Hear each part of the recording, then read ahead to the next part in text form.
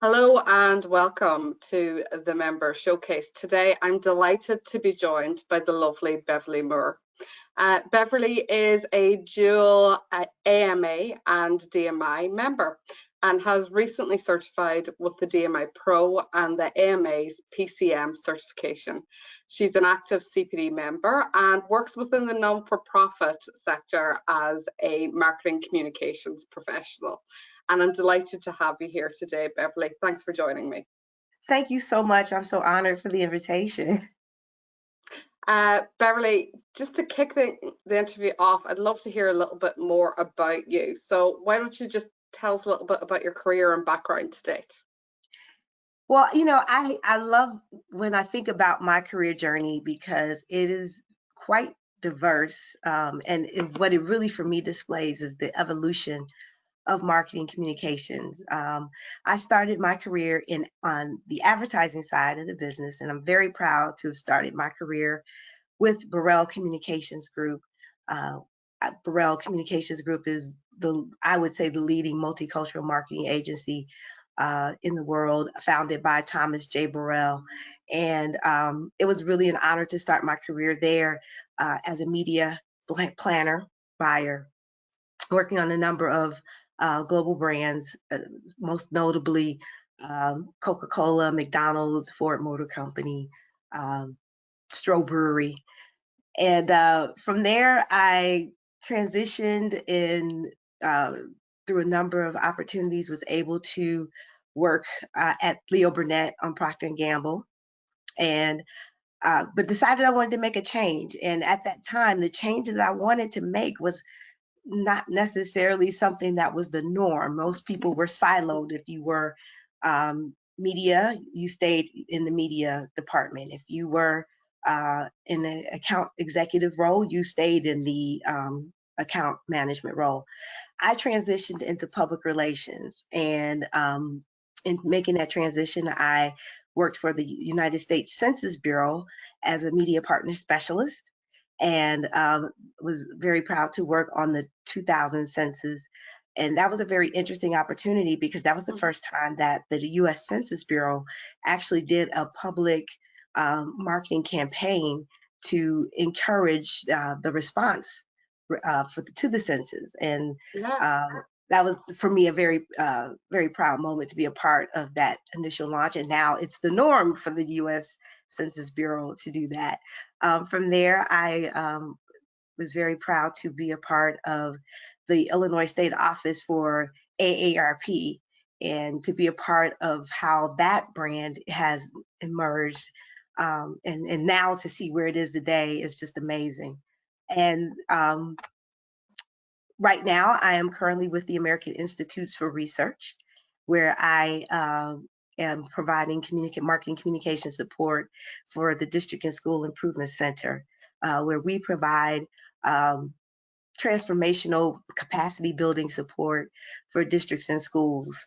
And it's a great honor to be a part of an organization that is so mission focused in Yeah. being able to build equity and improve the lives of people. So it's a great balance of research, evaluation, and providing that to technical assistance and with evidence-based solutions. Oh, perfect. Thanks, Beverly. And I suppose you've obviously got quite a breadth of experience, and like you've been working now for an excess of 15 years in advertising and PR, and now in this communications area. So I suppose you've obviously recently achieved your digital marketing certification. So I'd love to hear from you. What specifically is it about digital marketing that appeals to you? Well, it's interesting when I went to graduate school and fell in love with customer relationship management, and I actually had a goal to transition into that sphere. And uh, from that, which was, I've seen how that industry has grown, of course, or that discipline within the marketing space has grown. And so digital marketing has always been very fascinating to me just because of the real time opportunity to really connect with customers and to also be able to have real data to support your marketing decisions. And so when I saw the opportunity to achieve this dual certification, it just, first of all, it was uh, it was challenging, but I love the challenge of being able to learn and sharpen my skills and understand and knowledge base. And it's just necessary. You know, when you think about how marketing is done in this age, you can't do it without digital. And so if you don't have that basic understanding, if you're not constantly keeping your skills fresh, you get left behind. And I didn't want to be left behind. You obviously felt a need to upskill because what's happening in the landscape over in Chicago and Illinois. Can you maybe just tell me a little bit about that? What is happening in Chicago in digital marketing, but as well, I suppose, specifically to the not-for-profit sector as well? What do you see? Well, yeah, we know what is Chicago, you know, being a major market within the United States. Um, as with all of the major markets, it's very dynamic. And so, um, you know, the best of the best are employing all kinds of strategies and tactics in order to make their brand alive and have meaningful connections with their audience and consumers. And the nonprofit sector is no different. We probably are a little. Some nonprofits are better at it than others. But it is definitely a necessity, and particularly with our current global pandemic situation, being able to have that footprint in the digital space and be able to connect with audiences virtually is a must if you're going to be effective in Mhm. making those brand connections. So um, with Chicago being home to some of the greatest brands such as McDonald's. And what I love about what I do is, although I work in the nonprofit sector, um, I've never lost touch with what's happening with corporate brands and with other sectors. And that's what I love about the diversity of the American Marketing Association, and the connection as well with the Digital Marketing Institute, because you have the opportunity to stay connected to what's happening around the world. Yeah. You have the opportunity to stay connected with multiple sectors. And at the end of the day, we all are trying to achieve the same goals in reaching our respective audiences. We just have different profit margins to meet. Yeah, and you can use and utilize different things that you see from various different industries and apply them to your own as well. So I Absolutely, suppose absolutely. you've mentioned, that your drive to not get left behind and to keep up to date, and obviously you're very customer centric in terms of being focused and always keeping the customer at the front and center, and delivering to the audience that you're addressing to, regardless of what industry background you've been in. So I suppose I'd love to understand what actually motivates you, and what drives all this. That's a great question. You know, at the end of the day, when I think about it, it really is about reaching people. And I really do see myself as a connector. And I like to think that with every role that I've had over the course of my career, there's always been this missional focus. There's always been this focus of putting the customer first, being able to um, make meaningful connections. And so that, I would say, that's what really motivates me. And you know, it really is about doing what's right and doing good for humanity. And I believe that, you know, particularly in our current culture, that's so important. And I love being a part of any brand that is about overall doing good for humanity. Yeah, and I think, you can learn the skills and have the knowledge and everything in terms of, having the customer experience and having the customer centric mentality there, but it's that natural aptitude or interest that actually is the key differentiator, and that keeps you motivated to keep building on it, and growing it as well. So since we're kind of talking about what motivates you, obviously your motivation has delivered you some unique perspectives and goals. So I suppose if we maybe look at that, how have your goals and perspectives evolved and changed throughout your career? On how are they shaping today? That's interesting because what I love about that question is that it causes me to reflect. And when I think about myself, my younger self, my goals and motivations definitely have changed versus who I am today. I think right now I'm in a space in my life where, um, again, I'm definitely people oriented. I'm customer focused. I am. Um, it's more than just, when I think earlier on in my career, um, when you worked with a lot of brands, it was about market share, it was about share of voice, it was about who was making the loudest noise, and how I even see how the industry has evolved. The industry has evolved the same way, where marketing communications is much more personalized, is much more really about understanding your target consumer and being able to develop these tribes of folks who are loyal to your brand. So we Mhm. went from this mass appeal where we were concerned with GRPs and impressions and those things are still important. But I think the brands that have definitely been successful and particularly successful using digital have really been able to use data to really understand their target audience and be able to provide specific experiences for each part of their target. Perfect, brilliant. Thanks, Beverly. And I suppose we've looked at how your goals and perspectives have changed, but maybe it's a good opportunity to look at now at some of the standout moments that you've had in your career to date that have meant a lot to you.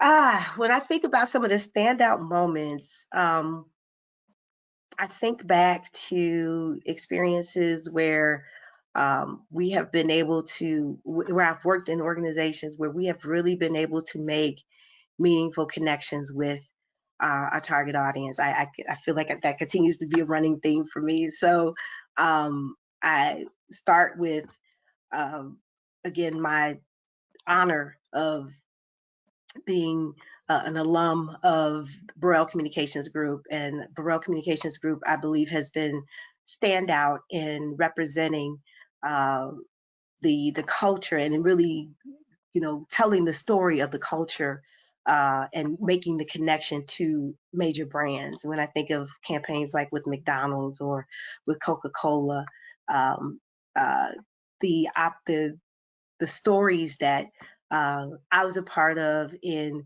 bringing them to market Mhm. gives me pride. So, like a number of years ago, there was a celebration for through a documentary that was produced about the life of the agency that Thomas Burrell created.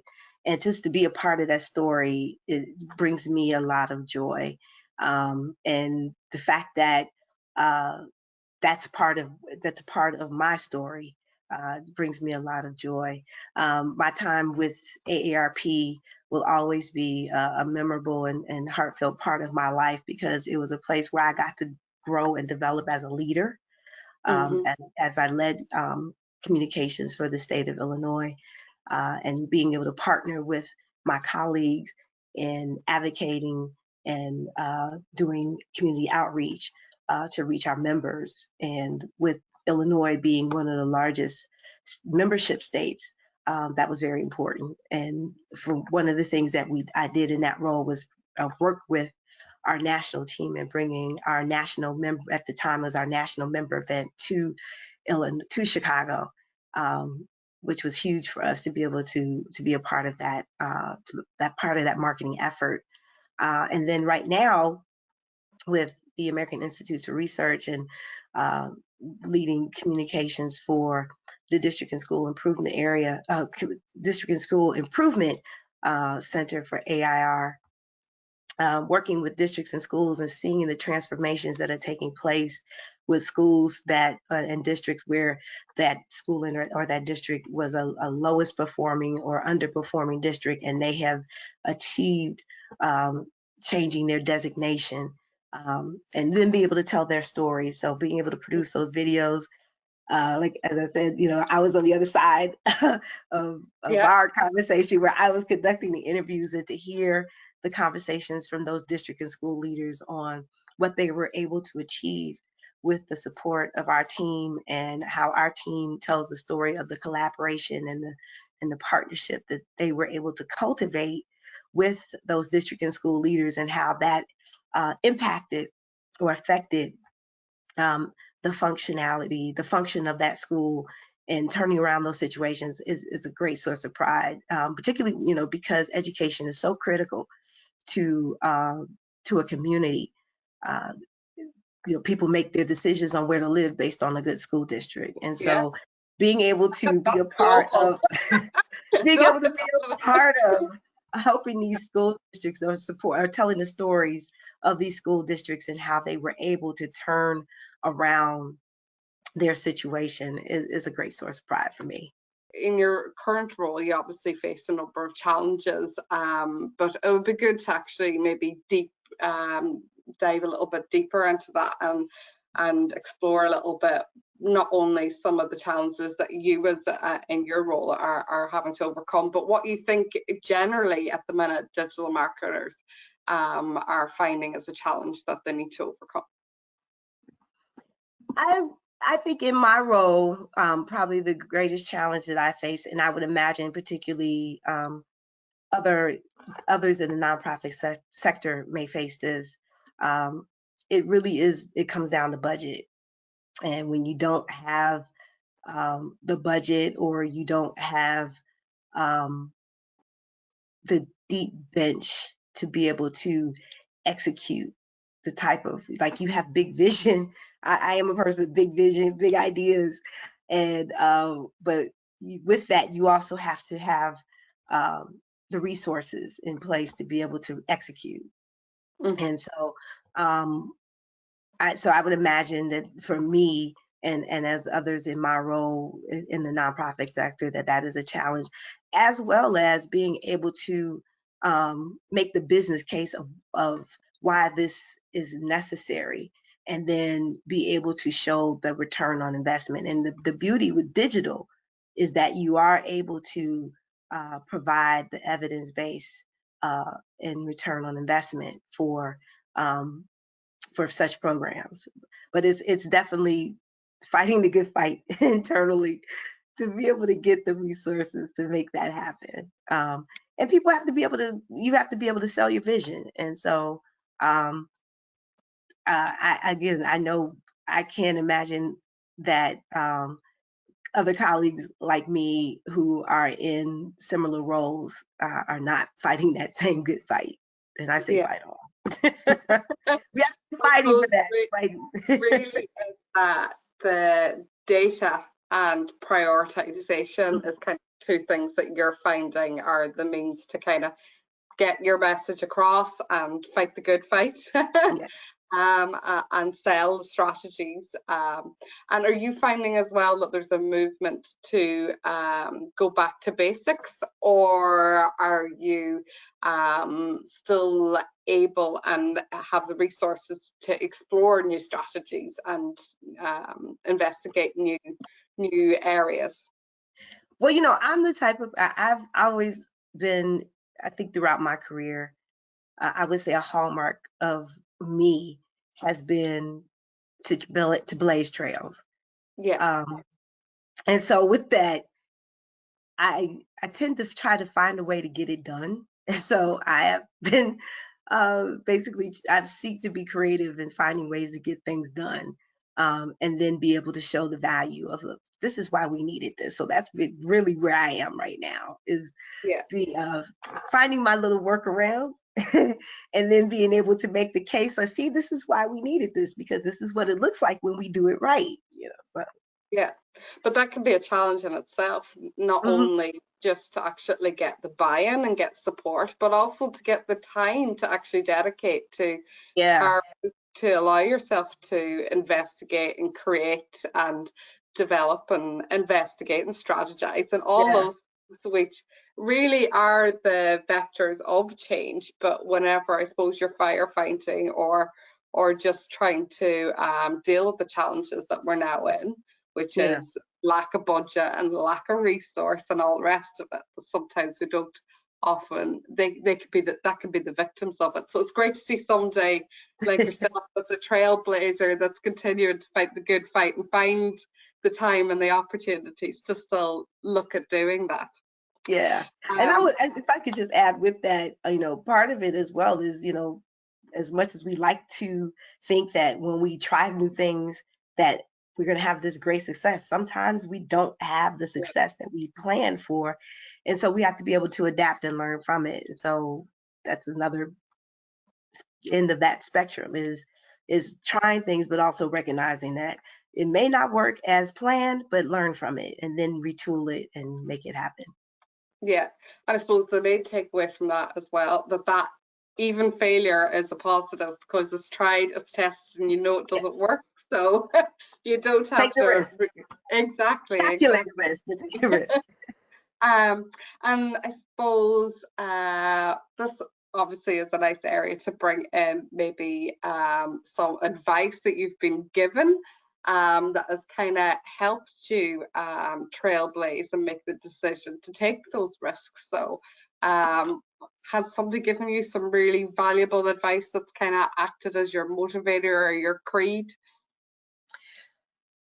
I think the piece of advice that I live by the most really is about being humble. And being humble doesn't mean that you don't shine, but it's being able to have a space where you believe in yourself, and humble enough that you also help other people shine. And so that's probably more or less the mantra that I've lived by, is to just walk humbly and just care about other people. I love that. I Mhm. love that. I actually myself did, you may have seen it, the membership quarterly update recently, and part of that I focused on was, obviously it was very recently the International Day of the Girl. So and we'd done like a piece on it, looking at girls in sports, Mhm. champion change campaigns that kind of support and recognize that girls are equally as good at Yes. throwing a ball or kicking a ball or whatever it is as boys are, and some TV time or campaign time or equal representation would be good on that front. But so I investigated and was looking and researching lots of different, I suppose, campaigns that have fallen out of that have stood the test of time as well. And I was a massive fan of Barbie whenever I was growing up. And I Yes. suppose, as a toy and as a brand, it's had a few issues throughout the year, not being culturally appropriate or not maybe being the look or the form that's represents how we view females now. So I suppose it's evolved and gone through that, but they have a massive campaign called Close the Gap, and they have like all the support and things that go with that. So they have the project, which is invested money into kind of showing and demonstrating to people that the opportunities that exist out there. But one of the things that struck me was actually they have Barbie doing a vlog. Mhm. And sorry, I will get to the point here, but No. so Barbie goes through and she says, whenever I was younger, I really wanted to be a dancer, a doctor, an astronaut, and a princess. And of course, I was told by my naysayers, I couldn't be any of those. That was too many, and Mhm. impossible. And she was like, just per chance, I went in and I put in Google astronaut, dancer, doctor, and princess. And she was like, look, and it was a female astronaut, May, who was a doctor and a famous dancer and achieved Mhm. all that. So she was like, I'm just here to remind you that the only limitations that you have is yourself. Yep.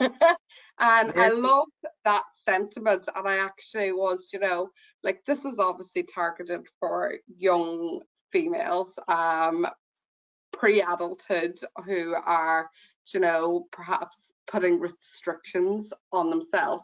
But I actually thought, God, do you know what? Sometimes our adult selves need to be reminded of that as well, and that we can, you know, be creative and continue to be trailblazers, and actually that it doesn't have to stop at any Yeah. point, that we can continue, and that's okay. Right. You actually put me in mind of something. I also worked for an innovation consulting firm, Maddock Douglas, and its founder, Mike Maddock, says something often, or it's a part of his mantra that has really stuck with me. And he says to never lose your sense of wonder. And I think that is definitely something that not only it motivates me, it's a piece of advice that has really stuck with me. So when you spoke of that, that's what it made me think of, is that we should never lose our sense of wonder, because there's Yeah, so many opportunities for us to bring forth change and innovation and new ideas when we're just wonder with the what if. yeah. Exactly, exactly. And I suppose we're talking about movements here and change. So I think it's probably a good time to also mention, obviously, a big movement that's been in action this year is Black Lives Matter. Mhm. So as a Black woman in America, and you've obviously got a very strong faith background as well.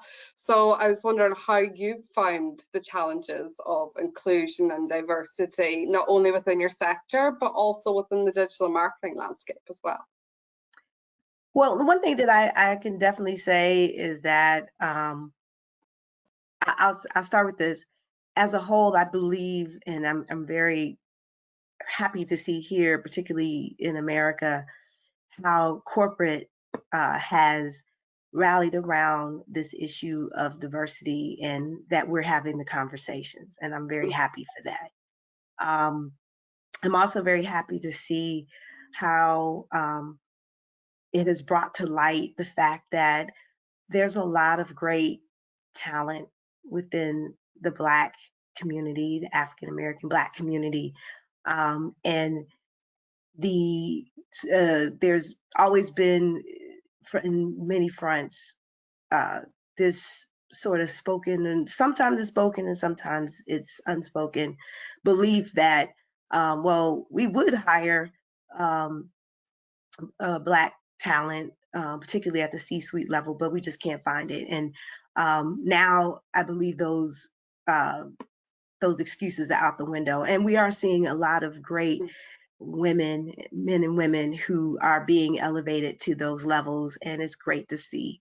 Um, you know, people of color in the C-suite and on boards. And so I think what it does, it gives me much hope and optimism, and particularly when I see our younger people who are involved in Yeah, raising the consciousness of our culture. And I think the time is just ripe for this level of change, for um, diversity and inclusion for all people. And where people are, as Dr. King said in his I Have a Dream speech, where people are judged by their content of character and not the color of their skin or any other judgments that we make on people, um, because we're all created in God's image and likeness. So yeah, yeah, excellent. That was a really nice summary of it. But I suppose, like, if this year has taught us anything, it's to celebrate life. yeah, Really, yeah. isn't it? It's Celebrate not. life, celebrate each other. I mean, we live in a global world, and um, this the digital landscape makes this much easier for us to live in this global world. And so there's room enough in this global world for all of us. Exactly. Yeah. Why it's even a question. Um, so I suppose, to get back to you and your career and that sort of focus now. So I suppose let's talk about your certification. If we start there, you've recently become certified, and I ask this question a lot because it's part of our mantra. It's DMI is getting you ahead of the game, or podcast is called Ahead of the Game. I suppose wondering how you feel that your certification is getting you ahead of the game now and helping you achieve your goals and aspirations. I love that question because when I saw the program advertised within the AMA, my first response was, wow, this is going to be a game changer for me Mm-hmm. personally. Um, just because I wanted to get that level of experience and then what it means to carry the DMI name and the AMA name as part of my credentials. I feel like it validates me as a digital marketing professional. It validates me as a marketing professional as well. So it was a worthy investment. And I love the fact that it was very practical. I learned tips and tricks and gathered insight that I could readily apply. Yeah. So it wasn't just in it was definitely not just in theory. It was definitely this is how this is working now in this space. And staying connected, I think, is vitally important just to be able because it changes so quickly. And so being a part of the community and being able to hear from my colleagues has been invaluable. Yeah. And I think, funny enough, I was talking to one of my work colleagues about this, who's done the course, and she said it was such a nice thing to be aware that you're part of this global community, so you can see what's happening globally, and you can tap into all these various different sectors and see what's going on. But aside from that, like on your class, you've got a group that you are in as well, so it doesn't feel like, oh, it's all out there in the periphery. Like it feels a little bit more physical as well, that and small and localized in that Yes, regard as well. So it's a nice little mix of both, depending on what your need is there and then. And your need, whenever your program, is to tap into the community that's doing it with you, and then afterwards it's to tap into the community that kind of can support the projects that you're doing on a work, or maybe help you trailblaze and be more yeah. creative and organize a new initiative or strategy. Um, and I suppose, like, we've touched on it a good few times during our talk today, about the fact that really you are a trailblazer and a goal setter and a champion of change here. So I suppose, as like one of the things of you being a goal setter, how have you been able to utilize that in your career today to achieve things? I think for me, and I was funny, I was just having a conversation with someone about this, is that I just never want to be comfortable. And so if you it's one thing to be content in a situation, but I never want to be so comfortable that there isn't room for growth and change. And so I feel like with that in participating in the community, the DMI community, taking this certification, it just helped me to set my sights on what's next. Yeah. And it helped me to really think about, oh wow, I can do this, and I get it, and I can apply it, and I can do this. Yeah, and I suppose that's goal setting on a kind of high level, reach your aspirations. But do you apply those techniques to your day-to-day stuff as well? Like, are you a fan of the to-do list, or how do you manage that, everything? Yeah, it's funny. I am a believer, and I do, make my list, and in order to be productive, I know what I have in mind, what I have to get done for the day. Sometimes the demands of the day uh, will usurp some of those thoughts, but overall, I do seek to make I list out, the smaller steps that need to be taken to reach a larger milestone. And so planning is everything. Perfect. Thanks, Beverly. And I suppose we're coming near the end of the interview. So the two things I'd love to hear from you before we wrap things up is what's your career going to look like in the next few years? What's in the next 3 years, whenever if we're having this chat again? Where's Beverly? Beverly is probably running a marketing department, a marketing communications department somewhere. Um, and, and in doing so, also looking to consult on the side. That's something that I have done in my past. I'd like to get back to consulting again, particularly working with small businesses and faith communities, and helping them to be able to communicate in this age. And with that, just continuing to learn and grow and as I do it. Perfect. Sounds good. Look forward to catching up with you then and making sure that and no pressure. And then I suppose finally, I always close every interview with this, which is tell me and tell the community an interesting fact about you that we wouldn't see in your LinkedIn profile or we wouldn't know obviously from you. That's a good one. I was trying to think about that before our conversation. The first thing that comes to my mind is that I'm a huge American football fan. So I am so excited that it's football season. My Sundays are coveted. Perfect. um, and it's funny because, and I always get asked this question whenever I mention it. Well, who's your favorite team? Because the assumption is that I'm going to say the Chicago Bears, and I am a Chicago Bear fan, but they're not my number one team.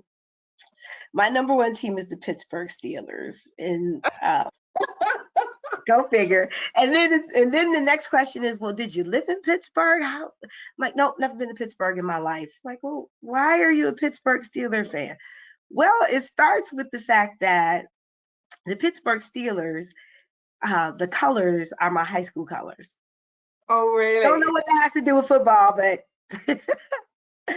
but as well, I love the fact that I love the storied history of the Pittsburgh Steelers, from earlier back in the 70s when they had the Terry Bradshaws in the 70s, 80s.